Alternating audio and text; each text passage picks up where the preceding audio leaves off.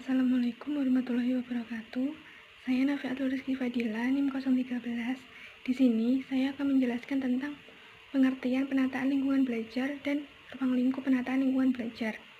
Yang pertama yaitu pengertian penataan lingkungan belajar menurut Widi Asworo.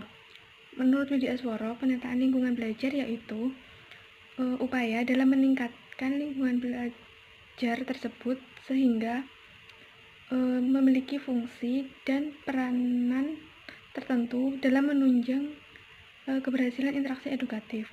Nah, sedangkan pengertian penataan lingkungan belajar sendiri menurut Kemendikbud yaitu penataan lingkungan fisik yang dilakukan baik di dalam maupun di luar ruangan, sehingga dari kedua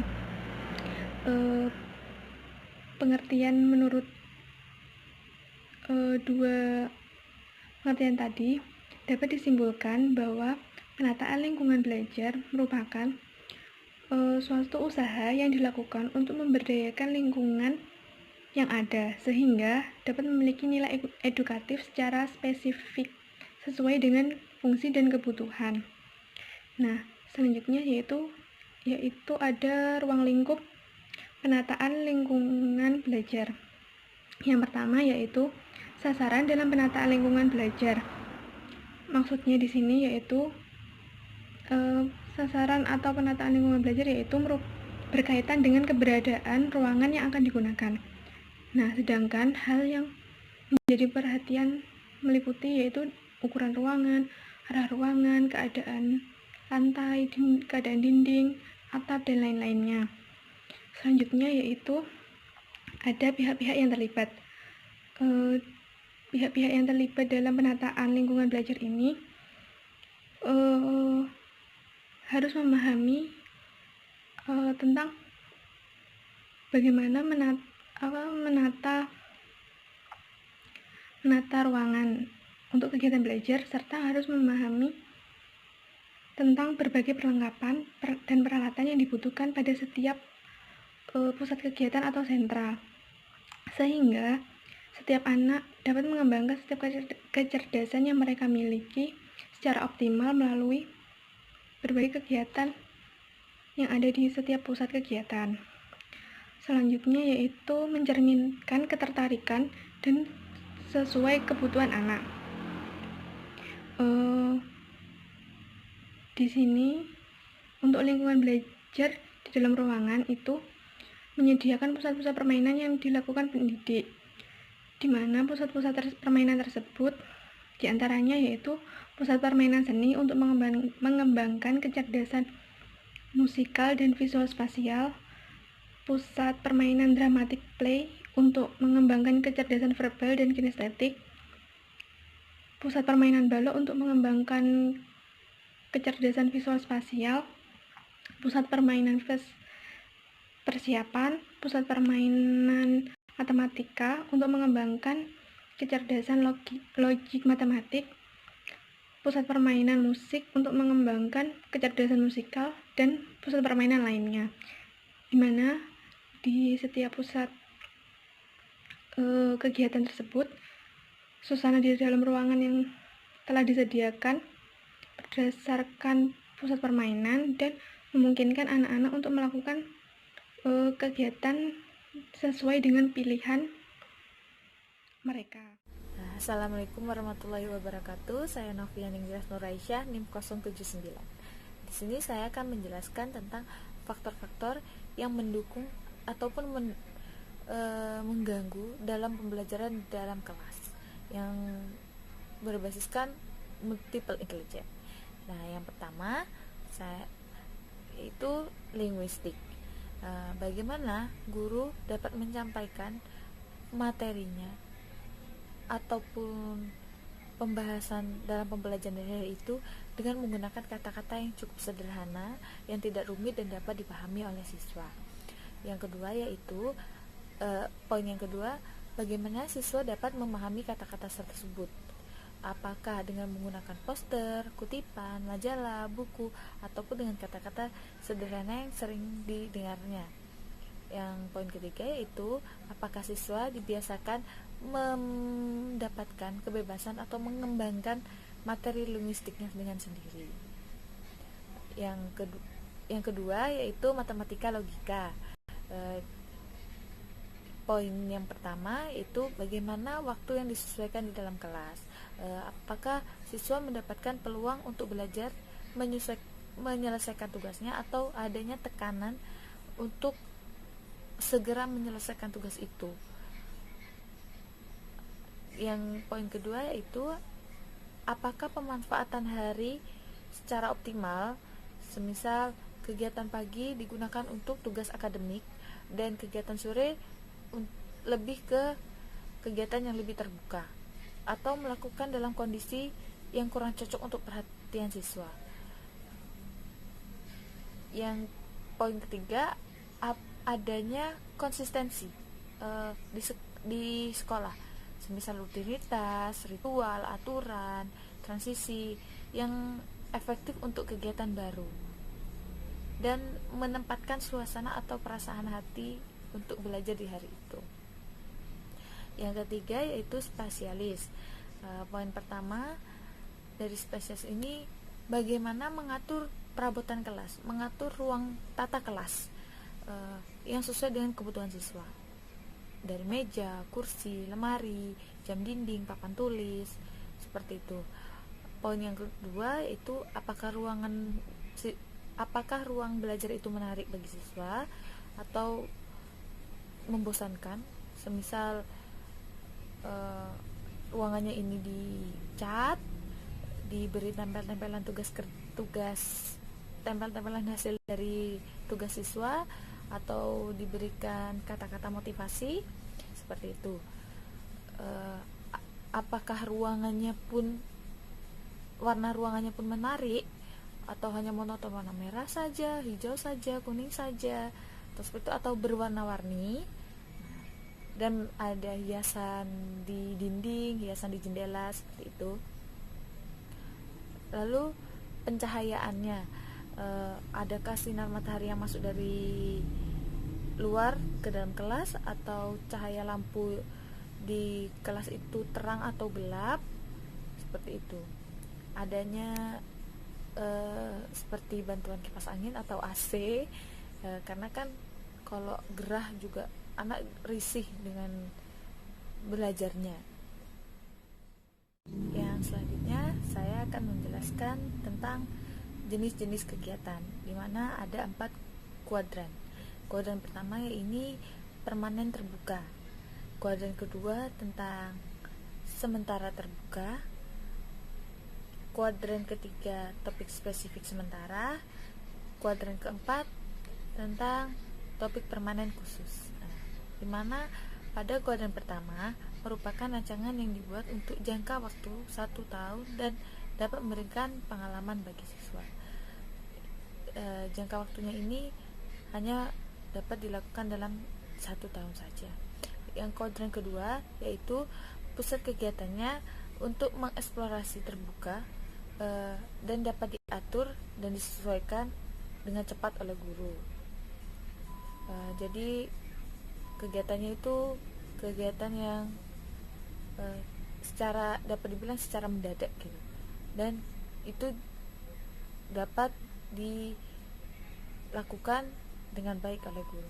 Bagaimana guru menerapkannya itu dengan baik juga.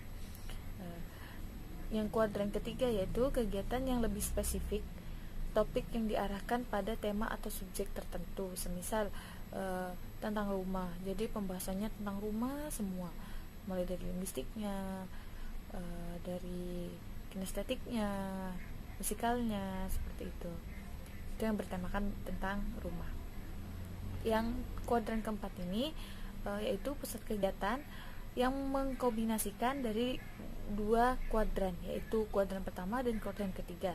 Aktivitas spesifik ini yang dilakukan sepanjang tahun dan memiliki sumber daya dan bahan yang tidak pernah berubah, seperti tata usaha, seperti itu. Yang selebihnya mengenai kegiatan apa saja yang bisa diterapkan dari 4 jenis kegiatan ini yang berbasis multiple intelligence bisa dilihat di slide PPT-nya dari setiap kegiatan yang berbasis kecerdasan jamaah itu. Sekian presentasi dari saya, kurang lebihnya saya mohon maaf. Syukron kasiron. Wassalamualaikum warahmatullahi wabarakatuh. Assalamualaikum warahmatullahi wabarakatuh. Perkenalkan, nama saya Kumuda Wardani, NIM 056. Di sini saya akan menjelaskan mengenai model pembelajaran efektif. Model pembelajaran efektif, di mana model pembelajaran tersebut sudah dirancang oleh suatu sekolah selama kegiatan selama 1 tahun. Nah, model pembelajaran yang sudah disusun selama 1 tahun tersebut akan mengalami perubahan atau akan terjadi perubahan pada setiap minggunya atau bahkan setiap bulannya dari tema pada sepanjang tahunnya, dimana nggak akan sesuai seperti rancangan. Pasti setiap minggunya atau setiap bulannya itu akan terjadi perubahan dari rancangan awal. Nah, seperti contoh kegiatan yang dimiliki oleh model pembelajaran efektif, yaitu yang pertama linguistik. Linguistik adalah menulis sebuah puisi. Jika kegiatan menulis puisi tersebut dikerjakan secara berkelompok, maka setiap siswa diharuskan untuk bekerja secara kooperatif dengan menyumbangkan misalnya 1 baris puisi. Nah, yang kedua ada logis matematis. Contoh kegiatan adalah mencari ada beberapa hari dalam seminggu, kemudian mencari berapa jumlah jam yang ada di dalam 1 hari. Jadi anak sudah diajari untuk berhitung ada berapa hari dalam 1 minggu, ada berapa bulan dalam 1 tahun, seperti itu. Nah, yang ketiga ada tata ruang. Tata ruang merupakan contoh kegiatan dari tata ruang adalah membuat gambar pada selebar kertas dengan gambaran sederhana, misalnya dengan gambaran tata ruang pada masing-masing kamar siswa. Misalnya anak-anak dikenalkan mengenai tata ruang kamar mereka. Nah, di dalam kamar mereka tuh ada apa aja? Ada tempat tidur, ada almari, ada boneka, seperti itu. Nah, yang keempat ada kinestetik. Contoh kegiatan dari kinestetik adalah dengan membuat sesuatu dari tanah liat. Nah, seperti contohnya mereka membuat guru bisa mengajarkan anak dari tanah liat itu bentuk-bentuk, misalnya anak diajari membuat mangkok kecil, terus membuat bunga atau membuat bentuk hewan seperti dari tanah liat.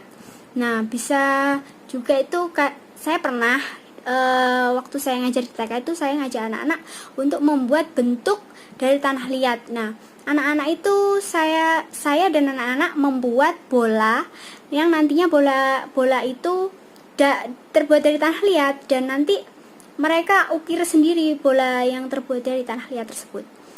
Nah, yang kelima ada musikal. Contoh dari kegiatan membuat beberapa lagu sederhana. Apabila tugas ini dikerjakan secara kelompok, maka setiap siswa diwajibkan untuk memberikan sumbangan bait lagu.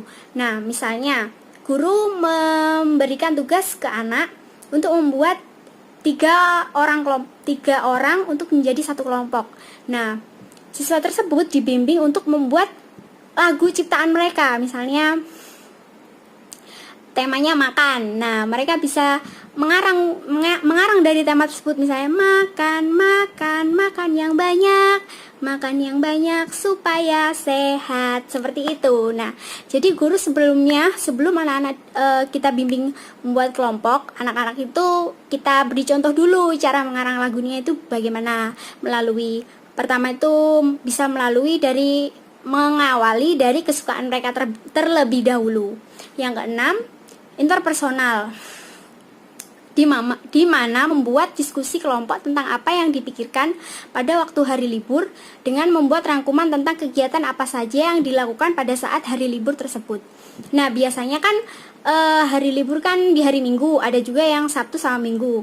Nah, di kesempatan itu guru waktu anak-anak berangkat sekolah, hari pertama ke sekolah, hari Senin, guru pasti menanyakan bagaimana kabar kalian dan apa saja yang kalian lakukan pada hari Minggu dan kalian pergi kemana. Dan di situ anak-anak pasti akan bercerita, pergi ke toko mainan Bu, misalnya seperti itu. Nah, ayo kita tulis melalui gambaran. Pertama, kalau yang belum bisa menulis,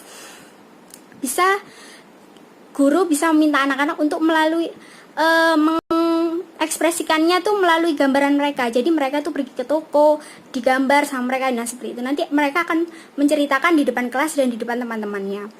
Yang ketujuh, intrapersonal. Contoh kegiatan dengan membuat daftar atau serangkai sketsa tentang semua hal yang ada pada hari libur. Nah, mereka itu mencatat. Seperti kalau misalnya anak-anak belum bisa mencatat, kita bimbing untuk menceklis apa saja. Nah, sebelumnya guru menyiapkan terlebih dahulu apa saja sih yang sering anak-anak lakukan pada hari libur, seperti itu. Nah, yang ke-8, ada naturalis. Dengan menutup mata sambil membayangkan semua jenis hewan dan tanaman, kemudian menggambar salah satu hewan dan tumbuhan tersebut. Nah, sebelum anak-anak menggambar, guru mengajak anak-anak untuk membayangkan atau berimajinasi terlebih dahulu. Jadi, ayo kita bayangkan seolah-olah kita itu ada di hutan, misalnya seperti itu. Nah, di situ tuh ada tumbuhan kecil. Misalnya kesukaannya kelinci, yaitu tumbuhan wortel. Karena anak belum tahu tumbuhan wortel, jadi tuh sebelumnya guru memberi tahu terlebih dahulu bagaimana bentuk wortel dan daunnya wortel itu seperti apa, seperti itu. Jadi itu kita bayangkan, sebelum anak-anak membayangkan, anak-anak harus tahu terlebih dahulu bentuk konkretnya seperti apa. Nah, terima kasih. Sekian, wassalamualaikum warahmatullahi wabarakatuh.